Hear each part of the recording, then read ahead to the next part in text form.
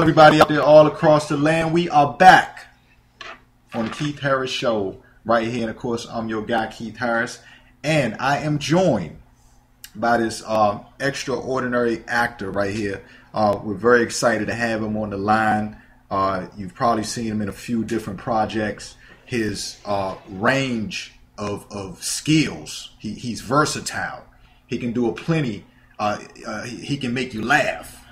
He plays roles that can touch you inside the heart. Just a lot of different skills that he has. Without any further ado, I'd like to roll out the red carpet for the one and only actor, Jason Torres. What's going on, Jason? Hey, what's up, Keith? Hey, man, just, Monday night Raw. Oh, yeah. I tripped on that carpet just now. Thanks. Oh, hey, look, man, you deserve it. It's rolled out for you, bro. No doubt. Thank you, man. No doubt, man. So, look, first of all, let everybody out there know where you from, like where you represent, man. All right, so I'm Puerto Rican from New York. Right now living in the Bronx. Okay. Big shouts to the Putting BX. hands up. No doubt. The BX in the building. Yeah, put it down. Word. So, look, I guess let's get started with a little bit about growing up. I mean, you're a Puerto Rican. Your culture's Puerto Rican, but did you grow up in the Bronx or? No, I actually was raised in Brooklyn. Okay. In Brooklyn, Park Slope area. Okay, that's what's up. It was dangerous back in the day. It's nice now, but it was dangerous back in the day. Yeah, that's you know what I'm saying. That's what I was asking, just to kind of give people a little bit of background of just what it how it was for you coming up, and then to be able to focus and still be successful. You know what I'm saying? Yeah. And giving through what you had to go through and everything, man. So big shouts out to that.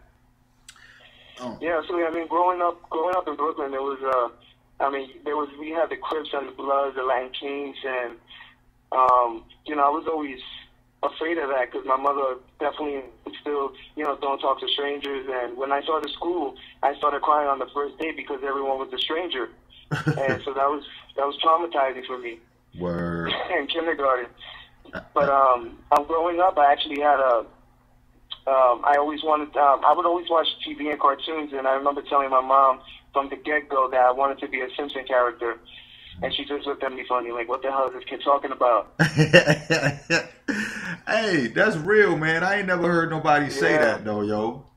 That's real. Yeah, I mean, The Simpsons was, I think it had just came out, like, in 89 or 90, but I remember seeing it, and I remember loving Bart Simpson and just wanting to be Bart, and, because he was badass. Yeah. And he would get into trouble, and I was like, oh my God, I would never do that. But in the cartoon, you could do that because it's cartoons. I want to be a cartoon character.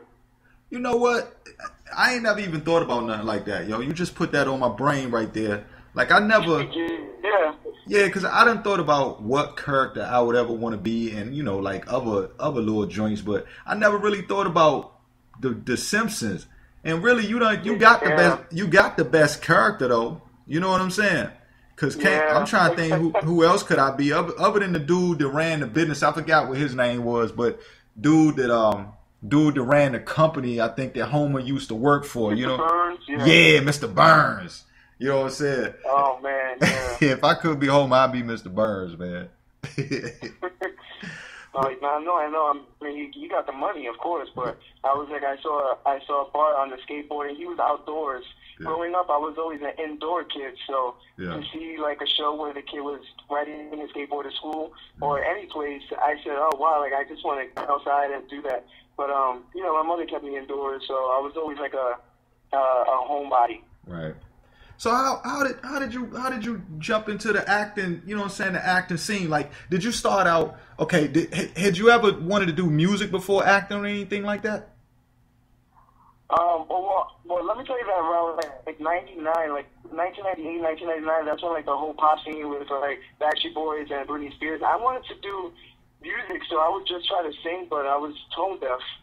Oh. And so that didn't work out. And one of the things is that growing up, I always had problems with like trying to say words. Uh-huh. So it was like a mild speech impediment, Damn. which I think was due to my right side hearing. Because I remember when I was around 12, the teacher brought my mom to the attention about my hearing and my speech. And I remember taking a hearing test and then going for a treatment after. I didn't get to do many treatments; it was just one.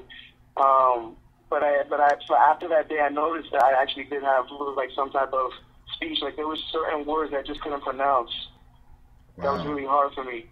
You must have you got over that though, obviously, because you know what I'm saying. Yeah, because acting classes and going to school and voice and all that, and just trying to tell myself, you know what, you could get over this. I mean, this is temporary right now. There's people that have had it worse.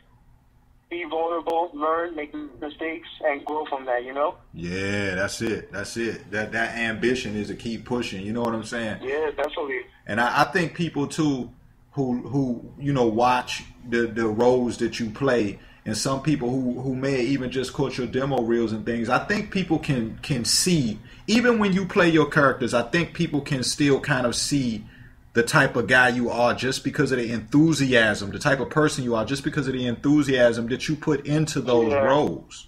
You know, definitely. It still shines through. What was it like when you got into the industry? Did you have to, did you have an audition first or anything like that? What was your first audition like? Was it scary or?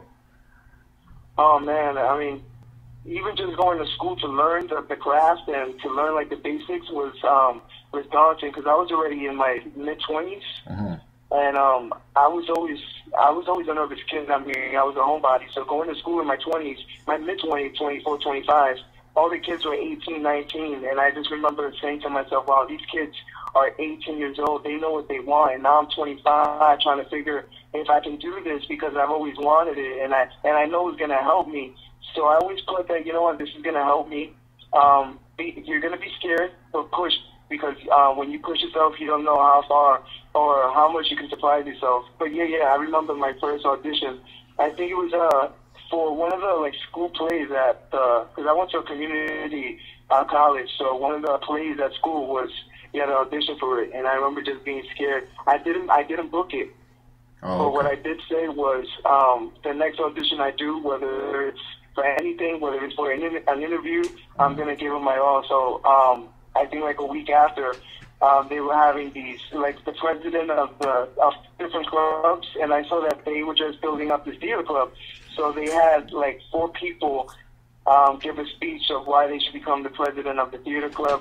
And I remember just giving the most passionate, I don't know if I laughed or cried or if I did both, but I try to give the best speech I can from my heart, and then I wound up getting voted in as the president of the theater club.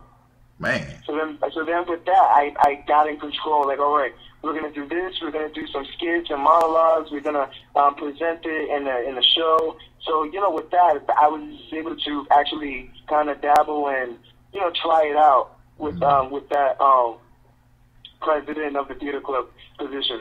Yeah. Because I asked this question, with a lot of actors and actresses, because you know what all our parents say, or a lot of our parents say. Some of them don't say it.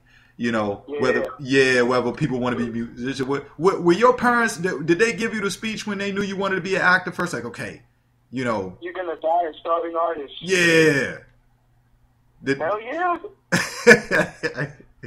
That's what I'm saying. Everybody goes through it, so they must have. I guess once you you prove to them that, look, I'm serious about this. I'm not just gonna talk this talk, but I'm gonna walk it. They must have been proud. Yeah, I think it's one of the things is the generation that we're living in, or the economy too, and the struggle of trying to find a job. So when you hear that somebody wants to be an actor, it's especially if you don't have anyone in your family doing it. And even if you don't have anyone in your family that kind of is successful in anything they actually do, it's oh, come on, everybody, this one wanted to be a lawyer, didn't make it. This one wanted to be a detective, didn't make it. This one wanted to be, everyone in my family tried to be something, but they never made it. And I think now, more recently, our family members in my family are starting to actually start seeing a light, start start seeing that maybe they can do it. So I said, you know, I'm going to be the first one to try to be an actor because it's something I always wanted since I was a kid. Right. And I don't call it dreams. What I call it now are goals. That's it. Because dreams is what my family, they've always been saying, oh, Jason's living a fantasy. He's in the dream world, all that stuff. And I said, no, these are goals. This is something I'm trying to do for myself first to better my voice. And then I think one of the things was I wanted to challenge myself to do public speaking because the whole speech academy, and I said, you know what, as a fear, I think worse than dying. And I think as statistics say, that's like the #1 fear is public speaking. And I said, you know what, I want to do as the best I can in my life. And I think if I have the ability to speak, I could possibly deliver messages, whether for charities and in film or in television, and, go in that route. And, maybe one day I'll have enough credentials that I can actually change, because so my whole thing is like, these older people are living by themselves and they don't have no one to take care of them, and some of them don't even have insurance to have people help them, and they're living alone. So I think that's one of the charities I definitely want to dig into in the future. Yeah, that's a good thing too. Always being able to try to, you know what I'm saying? Yeah. Always trying to give back. Stretching and expanding my mind every time. Yeah. Every role. Now when it comes to getting roles, I mean, because you're working, you're definitely working. So, and I know that because you're so good at your craft, that's why you get booked when you go out to get roles. But how hard is it hard to find roles? I mean, to find work, because there's some people out there who would complain that they're not getting jobs. You get jobs, and like I said, when you go out for auditions, you get them. How hard is it to find work, though? No, it's pretty hard. And this business is like everything is who you know, and also there's different. I think there's different things people look at. Like if you're gonna look, I think agents can help you.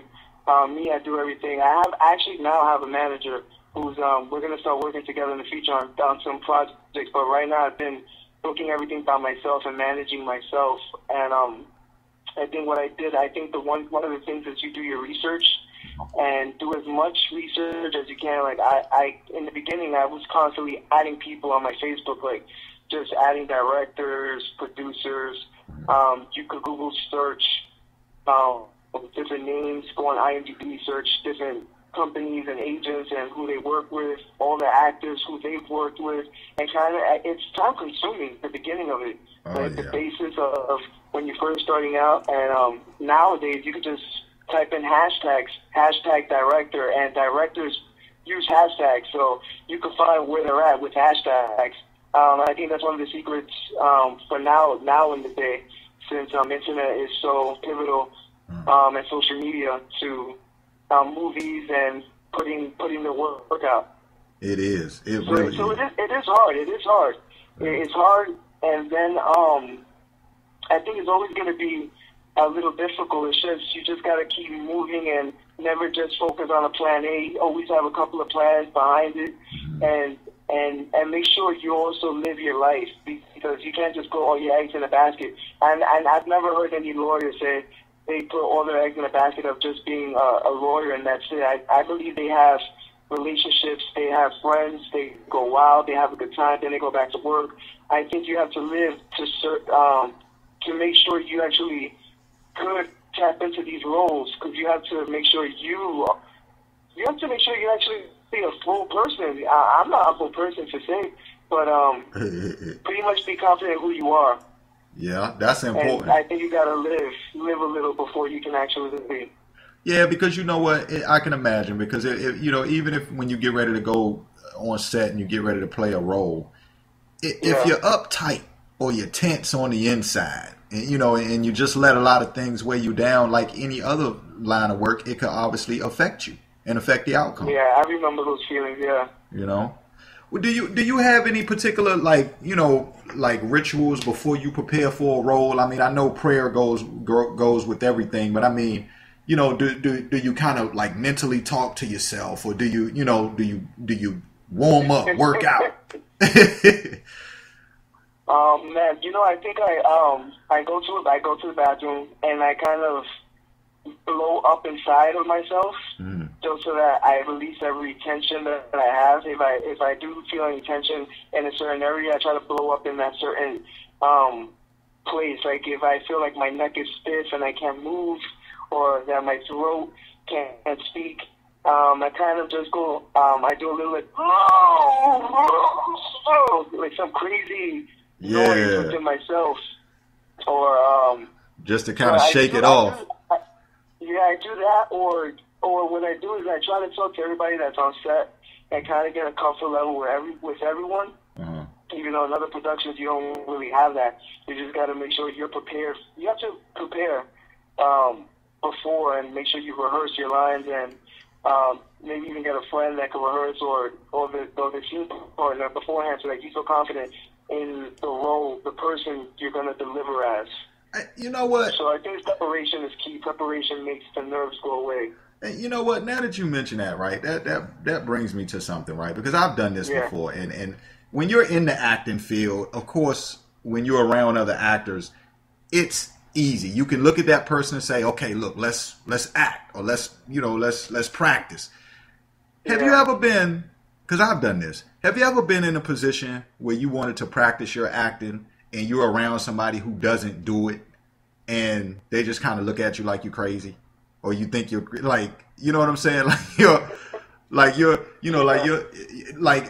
How do you run lines with people? Or have you been in that position when you need to run lines with someone who doesn't do it?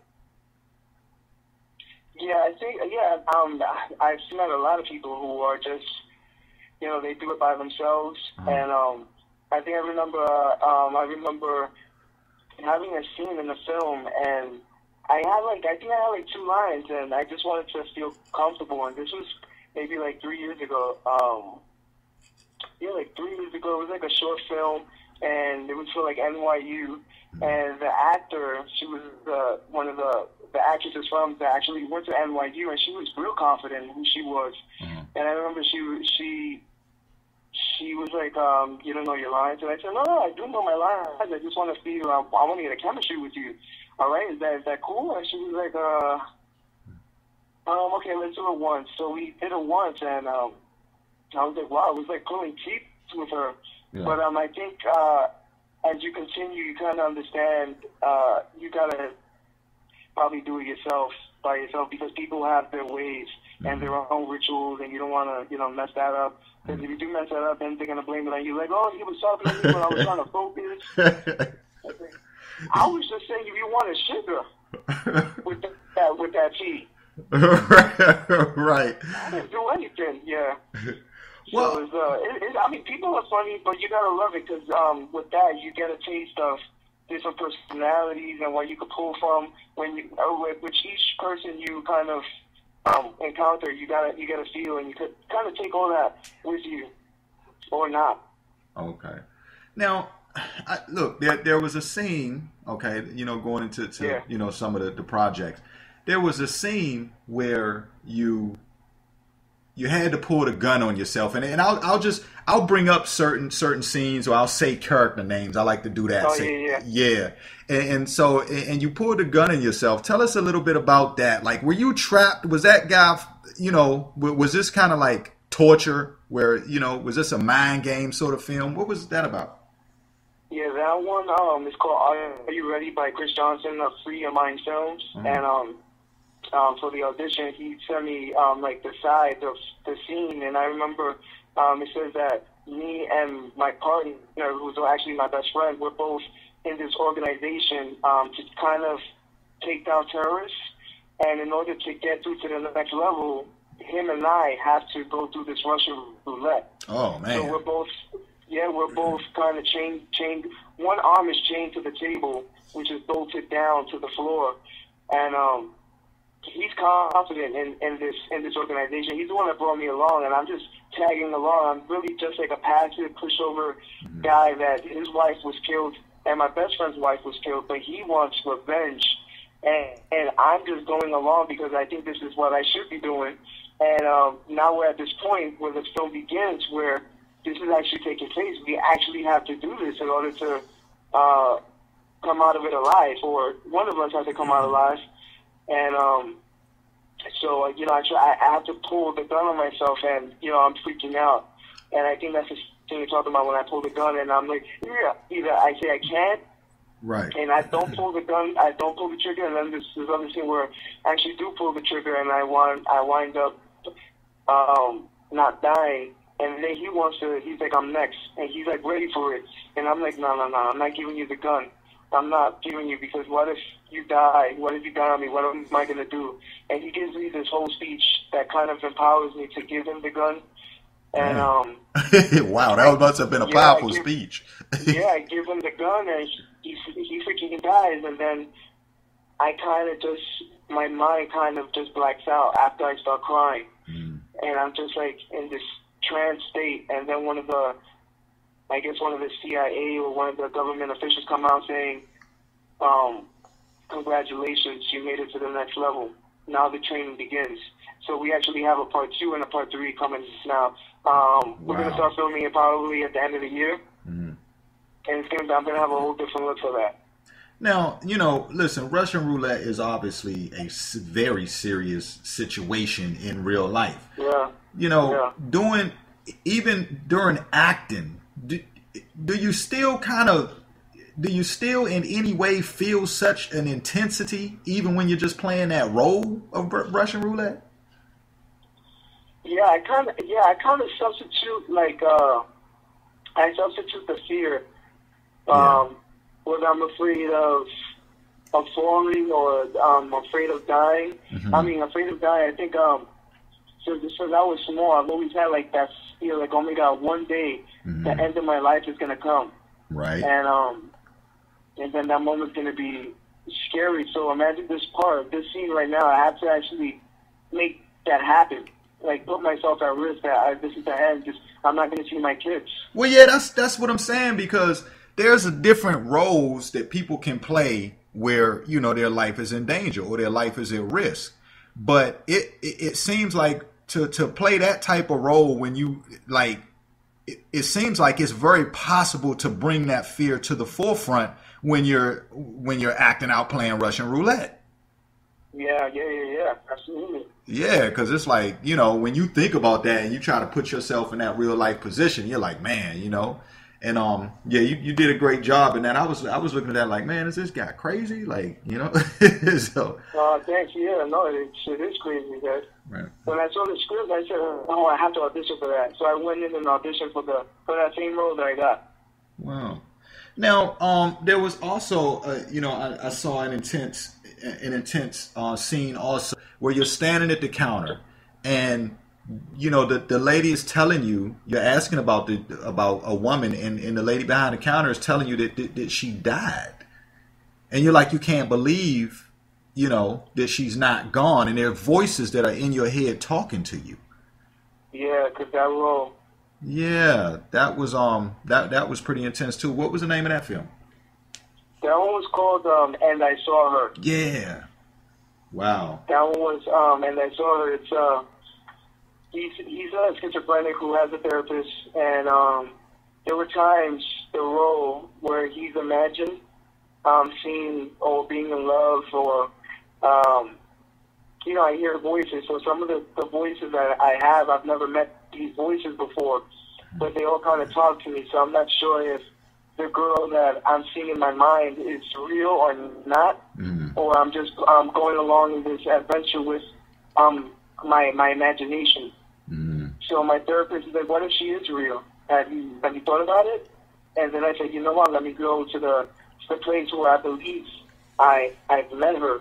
And, and she's the only one in the film, she's the only one that actually makes me feel at ease with the world, because my character has anxiety and he's scared that, people are going to notice that he hears these voices, or what if they hear the voices as well? So I go to the counter and she says that the girl's been dead for 2 years. Wow. So right there, my world is coming down, and all these voices, even her voices in there, and my therapist, and I'm like, I can't believe it. So she gives me the postcard where like, where's the cemetery where she's at? And I go, and in one of our dates, I gave her my coat. And when I go to the gravestone, there's the coat, like, right on the grave, right on the tombstone. Wait a minute. Memory. Wow. So the coat was there. Did you know whether you had put it there or not, or? Well, in the script it says that the coat's there. Oh. but when I saw it, you know, in the world's mind, the character's mind, I just want to see if this is true. Like when she was born, what day did she die, what month? If it really was years ago, when I get there, it's my coat and it's on her tombstone. Like if she wanted it to be there. Wow. Yeah, that's deep. Now I noticed that you had to, you know, now in other scenes I see you know, you got the hair, the hair is fly, the hair is smooth, and I noticed in that film, in that project, you had it all shaved off. How? Yeah. Did you hate having to do that, or? Well, I had a music video the day before that I had to play this for this band called Mala Entraña, which this director Alan Aguilar, he said, "Hey Jason, I have a music video and I love this role you did because I had done a cancer commercial 2 years ago and they shaved off my eyebrows and my hair. I was bald and I looked crazy." Right. So he kind of liked that look for this music video where I had to play this Latin gangster from El Salvador, who this is Mala Salvatrucha, which is a gang in El Salvador, which are ruthless. So he wanted me to just play, you know, a gang member that's demonic and taking over. So I did that for the music video, and the next day, I had to play this role, and I told the director, "Hey, I have this music video. They want me to shave my head off. Is that going to be okay for the film?" And she's like, "Oh yeah, that'll work. That'll give us some depth, or you know, something different. Definitely come do it." Wow. And we wound up doing it like that, yeah. So that worked. I guess that worked out for you. Yeah. I mean, I don't like the shape of my head, but I guess it doesn't matter. The character's not worried about his head shape, so yeah, we can do this. Yeah, I mean, and you know what? And when it's time to go to action, then you just have to do it. I mean, it's a role, so. Yeah, absolutely. I mean. Now, what? Okay, now this one is I like how I saw this. You're talking trash. You're talking straight junk to the guy, and you're telling him that you're gonna be the wolf. You're gonna, and you don't, you know, and you're gonna be somewhere in a boat or something. You was telling him. What is that about? Is that like something kind of Wall Street? Is this a business situation gone bad? What was that about? Well, in that role, it's called the usher. Yeah, that's okay. And the usher, yeah. It's about a guy that works there. He's one of the ushers cleaning up the theater, and then in comes this, I guess, this egotistical, blue collar, white collar type guy coming in, just like busting in, not even caring if someone's cleaning, just wanting to get his seat. And the usher's kindly telling me that, hey, you know, I gotta wait outside the theater because he has to clean up, and if people see that there's a person here, they'll just want to get their seat as well. So if I can kindly just step outside while he finishes cleaning, and I tell him, no, I'm not leaving. Why do I have to leave? I came here to get my seat. I want my seat. I'm going to sit here. Right. And then he's like, sir, I can't have you do that because, if you know, other people see you, they're going to want to come in, and I have to get this done. And I'm like, but this roll's clean. What's wrong with it? I mean, this roll's already been cleaned. I can sit down, just continue cleaning the other rolls. Right. And he's like, sir, yeah, I'm sorry, but would you like to speak with manager? I'm like, yeah, I'll speak with the manager, and then I'll get your ass kicked out, or I'll get your job. I'll get your job. Yeah. I'll get you fired. That's what I told him. I'll get your ass fired. Yeah. Now, you know, we can go into this whole thing. So you took a role. Now, this is another interesting fact, because this is just how deep, for all the people out there listening, this is how deep this guy gets into these roles. Because I would have never expected you to describe a scene that you turned into such a fireball. You know, I thought, you know, and to describe the scene now, it seems like, you know, it seems pretty pretty simple, almost like an everyday situation that somebody could happen to, that could happen to anybody.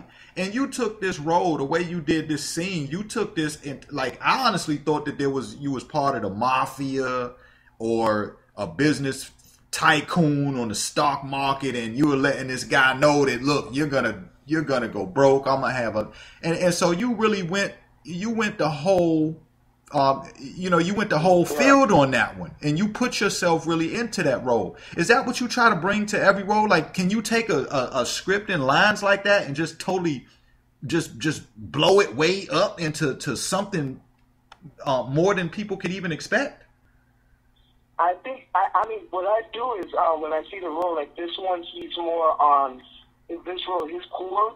I go by core, like the inner impulse of a person.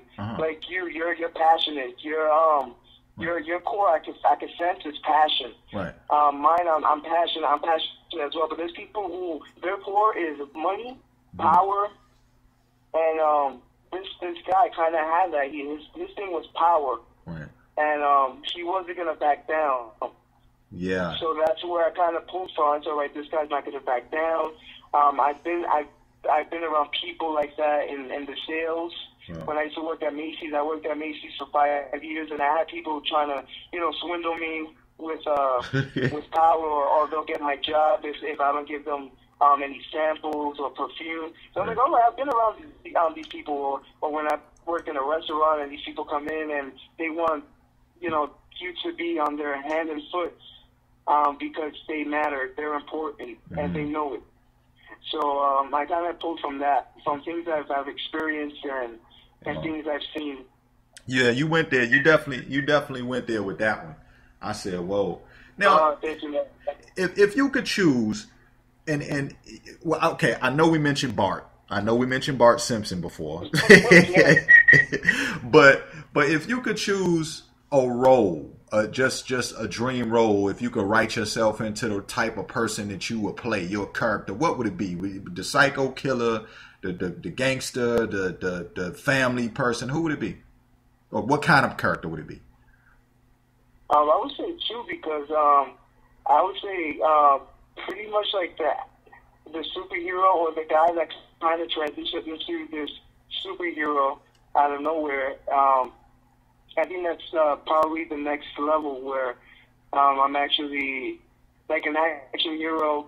But I would think there would have to be a reason, like, why my transition, because I always want to do like the underdog, kind of succeeds and kind of breaks through any adversity that he probably put upon himself. Yeah. We all kind of do that. We all kind of we live our lives day by day, check by check, and all that. And we never think that, anything, like any of our dreams or goals can come true, because the type of system we're living in and everything that's kind of holds us down. But we put fear into everything that we kind of do. We just got to live in love. And I think I want a role where, even though he's afraid, he says, no, I'm going to challenge myself. I'm going to challenge myself, and I'm going to try to be something that be a better me. Right. And kind of, I don't know, extend the hand of love and change something, whether it's going to be change the community in the film, or change, save lives. I think I would love to have a role where I'm actually saving lives, or in some type of way I'm actually changing lives. You know what? I totally get it. I could see it being a character where you want to play the role where when people go see the film, they walk away, or they leave the theater, or they walk away from the TV feeling motivated, just taking the experience that they saw from you and saying, you know what, I'm going to try something tomorrow that I was afraid to try today. You know what I'm saying? Exactly. I think that's one of the main things I try to focus on, yeah. That's a good look. And that's my life. That's actually my life. So it would be great to play a role like that, because it's kind of already in me. It's already happened. And to bring that up, I think it'll be strong and powerful, and the message will be there. The audience would kind of leave thinking and trying something new today, right now, or tomorrow. But then also on the other side, I'd love to play a freaking psychotic villain that kind of believes that everything he's doing is good, but is really just crazy. Just screwed up, right? Yeah. Right. Now, you know, speaking about overcoming, you know, certain situations, I know we spoke, and you know, I know you might not be able to give too much away about this, but the cellist, the cellist, you said there's involved playing a guy with a hearing impairment, right? Yeah, he's actually deaf. Mm-hmm. So the role, he's deaf, and then we have the lady protagonist, the lead actress, played by Kim Vogels. She's actually blind. Oh wow! And okay. Yeah, and she kind of loses her cello, Uh-huh. and I find it in the park, and on the side of the cello, of the suitcase that holds the cello, I have the address, and I go to her apartment and I deliver, you know, like, hey, I'm here with your cello, but I can't communicate because I can't talk. And the moment I see her, I'm like captivated by her look. Right. And I kind of, I mean, you're gonna see the film once it comes out. I'll definitely send you the link. Okay. But as you see in that moment, like, I'm captivated. I just don't even say or point. I just like stay stunned at looking at her, and she just closes the door because no one is answering. No one's there. Right. And yeah. Wow.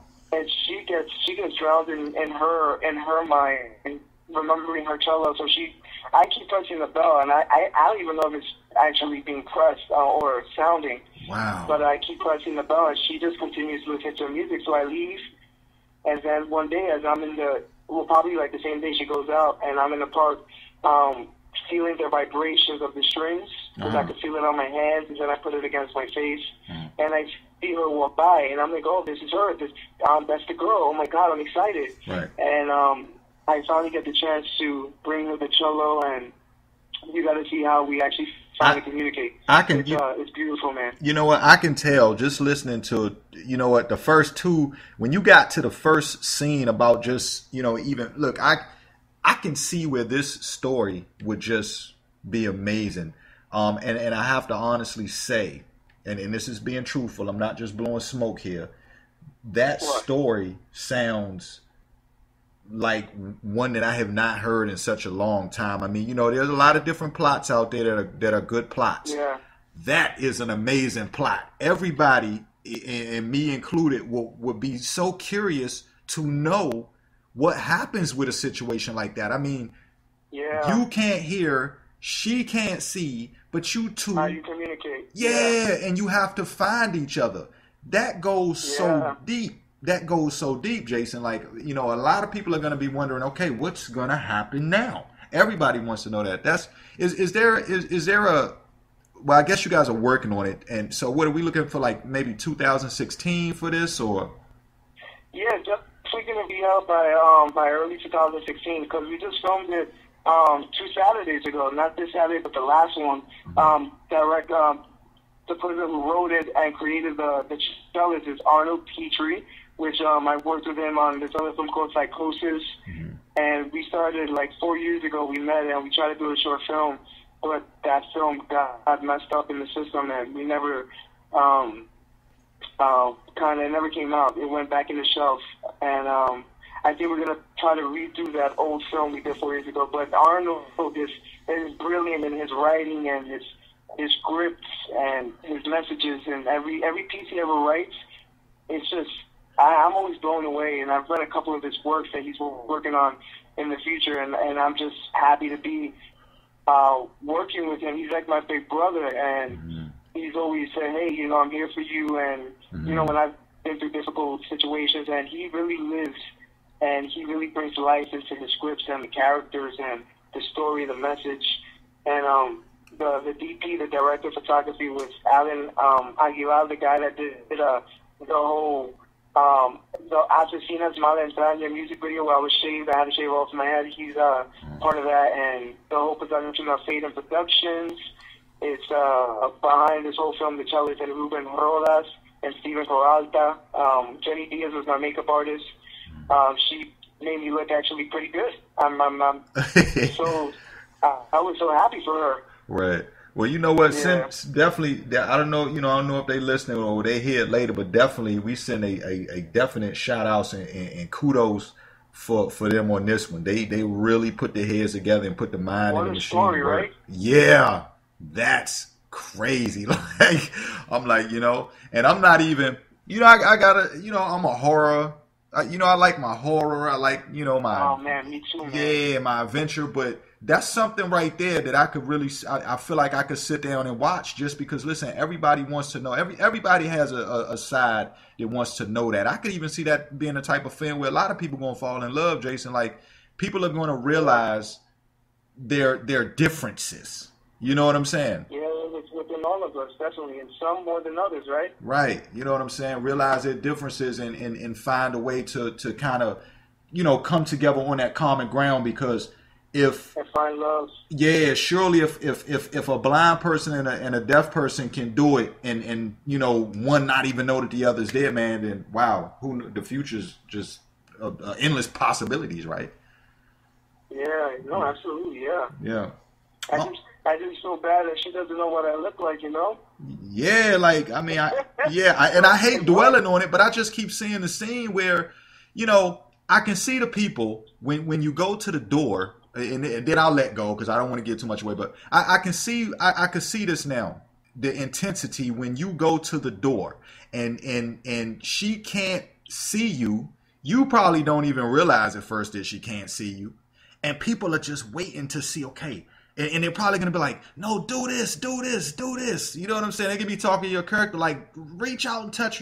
People are going to want to see that connection. Man, that's deep. Which doesn't happen at that point.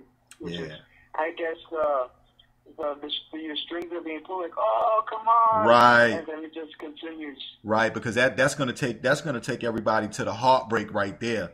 When you have to walk away and the connection isn't made. That's going to be the heartbreaker, which sets it up, man. That's going to be a big one. Definitely looking forward to that one. I can't wait to see what it looks like. Right. A lot of fun. And now, okay, so let's go on now because we're getting close to time. But look, let's talk about unwelcome advances. What is going on with that? That one is my director Ricardo Alvarado, who's also the lead actor. He brought me on board because he said he wanted to do a film that kind of reflects on one of his crazier times when he was entertainer as a model and music recording artist back in the 90s. And he said he had this crazy neighbor that was kind of obsessed over him. And this whole story is about his living situation, and it deals with love and betrayal, and my character Benny, he's one of the clothing stylists for the lead actor, and I play supporting in the film where I'm like his frenemy, where he tells me everything that's going on, and I'm just listening. So meanwhile, my whole intention is, tell me all the dirt because I want to throw it in your face later. Or I'm just trying to get as much money out of him as possible because I'm trying to. I'm also a drug addict in the film, and I'm also a home worker in the film. And, so it's like my characters have done a lot, and it's like there's people that when you're in the industry, people just try to feed off of your energy, and if you have money, they want a piece of that pie. Yeah. And they'll do anything to just get money or to just get some type of value out of anybody. And even the manager his manager, I kind of go with the manager in a way where I use like my sexual advances to move forward in the industry too. So that's another type of role too that I've never encountered, where I'm using like my sexual prowess to kind of get ahead. Which doesn't help me at all. Which definitely goes on in the industry. That's not. Yeah, absolutely. I've heard stories. I've probably seen a few, and I'm like, oh, she got that role. How she got that role? Oh, she did that. But everyone is living their own reality, their own truths, and that's okay. Hey, hey, you know what? Hey, look, it's 2015. I can't even say we live in a, 2015. yeah, I can't even say we living in a different age. It's 2015. So, No. right, it is what it is. But, and so Yeah. that sounds like another film that is going to, sounds like it's going to be some good dramatics in that. And there's that cutthroat element, there's that risky element to it. Now, I got to ask you, Yeah. is anybody going to get stabbed, die possibly, or, breakups to There might be makeups? a few.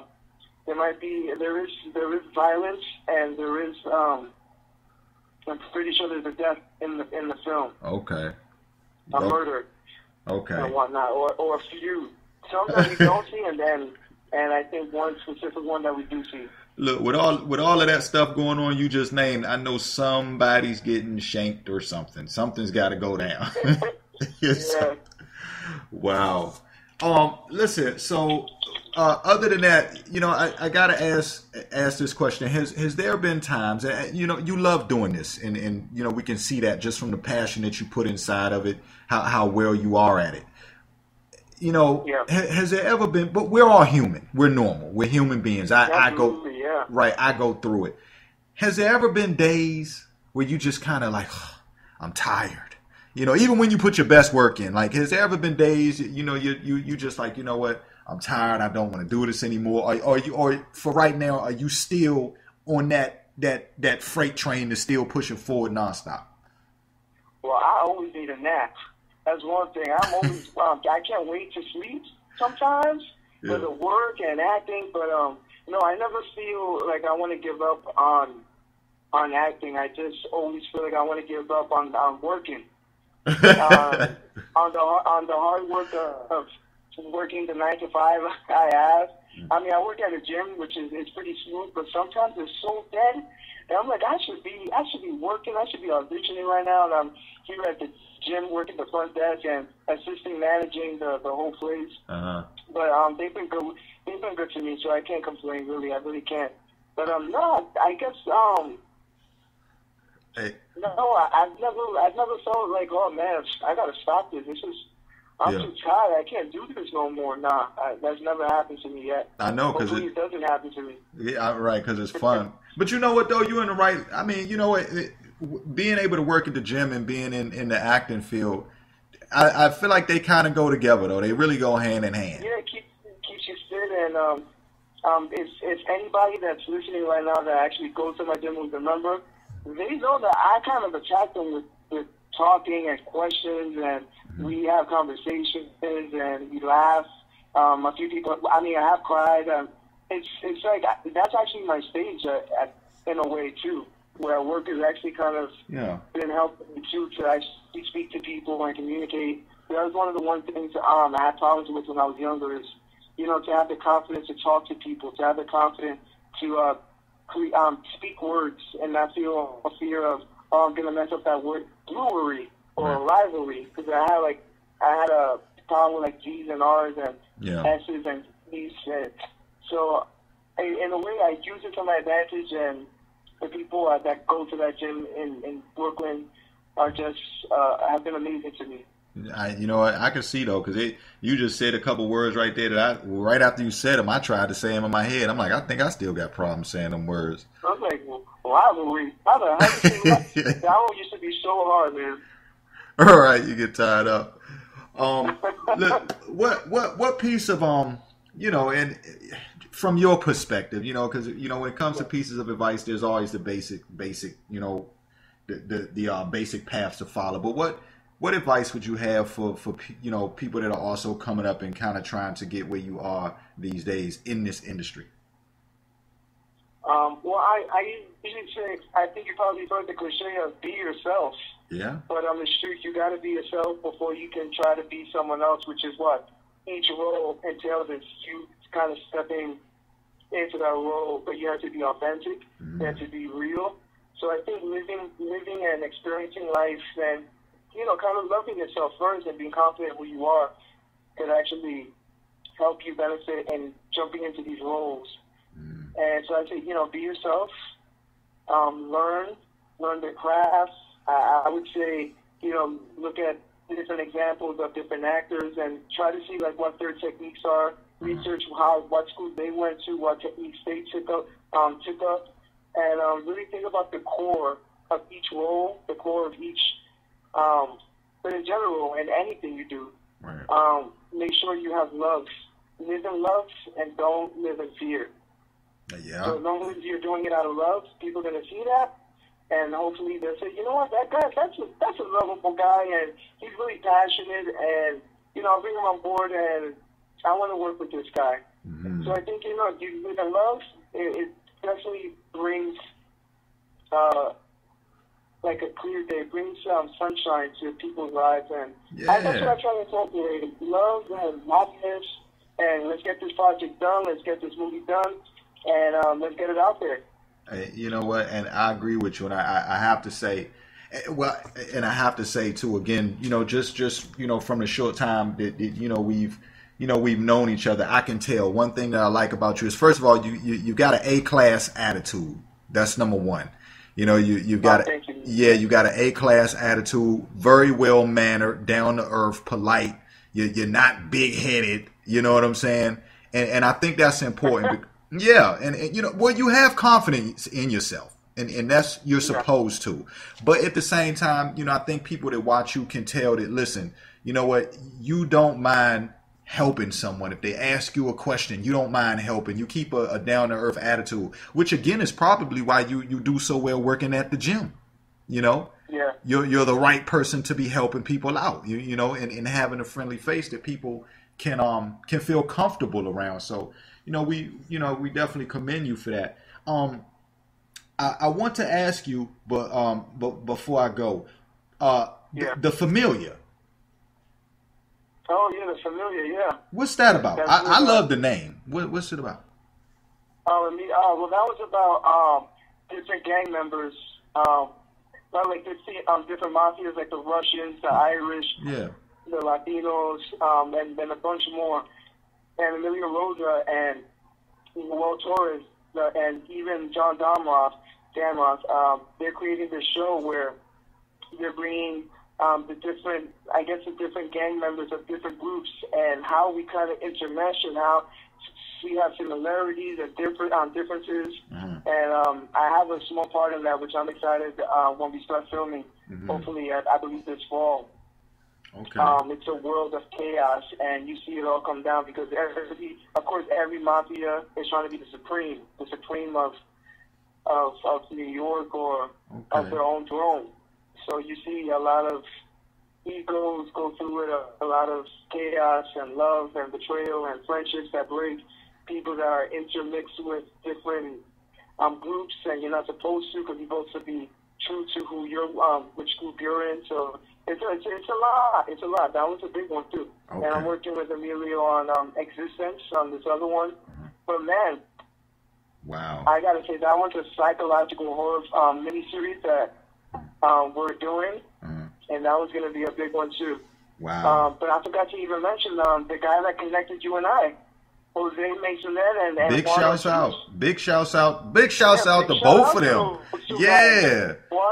Juan Ortiz and I, we started with acting classes in Jersey with Richard Wilson and Shanae Harris. We took acting classes in Jersey, and Jose and I, we've known each other since like 2011 when we were both, starting out in the industry. Wow. We've been dying to work with each other too. Big shouts out to y'all, because you know what I'm saying. Listen, all of y'all are definitely representing. You know what I'm saying? Definitely. I love those guys. Yeah, big shouts out. Yeah, no doubt. Big shouts out, and salutes to Juan and Jose, as a matter of fact. And I know they out there listening. Braley. You met Todd Braley, right? Oh yeah. Todd is Todd is the man too.